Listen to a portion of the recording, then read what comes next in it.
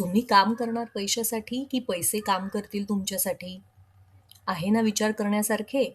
पैशासाठी काम तर सगळेच करतात, पण पैसा देखील आपल्यासाठी काम करू शकतो. कसा माहीत आहे? तर मग चला बघूया. यासाठीच आपण शिकणार आहोत शेअर मार्केट. यात आपण जाणून घेणार शेअर मार्केट म्हणजे काय, आर्थिक स्वातंत्र्याचे प्रमुख फायदे, इन्व्हेस्टिंग का महत्त्वाची आहे, सुरुवात कशी करायची, बिगिनर्स मिस्टेक टाळण्याचे मार्ग.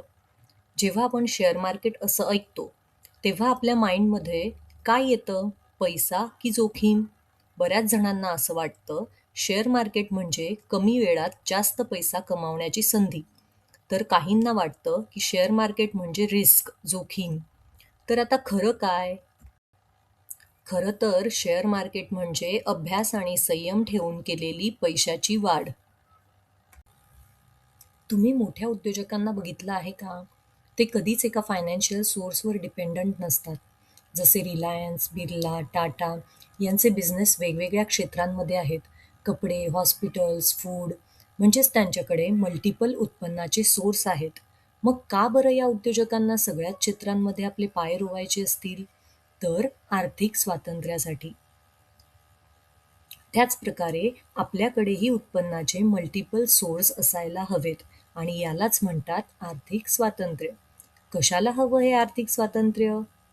आत्मविश्वास, आत्मनिर्भरता, आवडीचे काम करण्याचे स्वातंत्र्य, इमर्जन्सी सपोर्ट आणि भविष्य सुरक्षित ठेवण्यासाठी हे महत्त्वाचे ठरते. हे आर्थिक स्वातंत्र्य आपल्याला गुंतवणुकीद्वारे मिळवता येते. म्हणूनच अर्निंग्स अँड सेव्हिंग बरोबर इन्व्हेस्टिंग सुद्धा करायलाच हवी.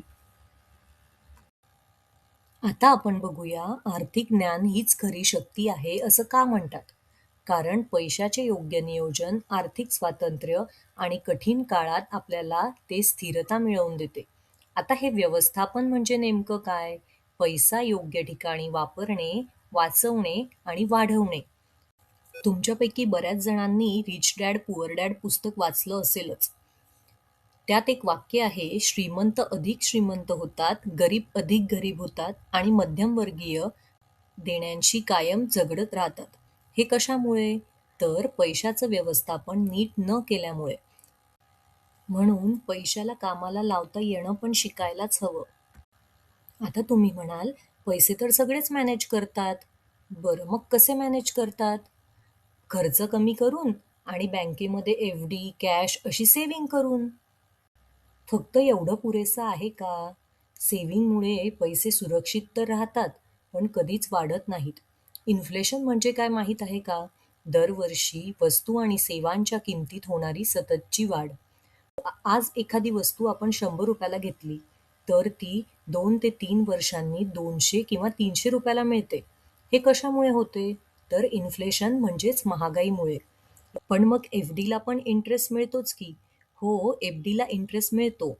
पण एफ-डीचा रेट आणि इन्फ्लेशनचा रेट जवळपास सारखा असल्याने आणि त्यावर टॅक्स ॲड केल्याने परतावा शून्य होतो.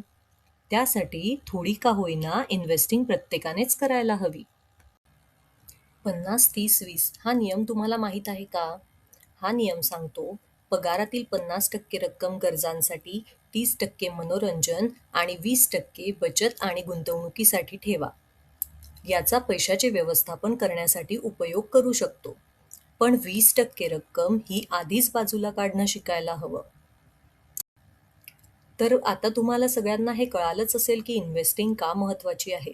कारण सेव्हिंगने पैसे फक्त सुरक्षित राहतात, पण इन्व्हेस्टिंगने ते वाढतात. आता आपण बघूया मिथ व्हर्सेस रिॲलिटी, म्हणजेच शेअर मार्केटबद्दलच्या खोट्या समजुती आणि वास्तव. शेअर मार्केटबद्दल बऱ्याच जणांच्या समजुती असतात की हे गॅमलिंग आहे, सट्टेबाजी आहे. श्रीमंत लोकच यातून पैसे कमवू शकतात आणि हे अत्यंत जोखमीचे आहे. पण खरं बघता शेअर मार्केटमध्ये इन्व्हेस्टिंग केल्याने तुम्हाला त्या व्यवसायात मालकी हक्क मिळतो. दीर्घकालीन गुंतवणुकीमुळे संपत्ती निर्माण करता येते आणि हे कुणीही शिकू शकते. आशा करते की तुम्हाला शेअर मार्केट आणि इन्व्हेस्टिंगबद्दल माहिती मिळाली असेल. आता हे सुरू कसं करायचं ते आपण बघूया पुढच्या भागात. त्यासाठी चॅनलला सबस्क्राईब करायला आणि बेल बटन क्लिक करायला विसरू नका. आणि व्हिडिओ आवडला असेल तर लाईक अँड कमेंट्स नक्की करा. Bye bye.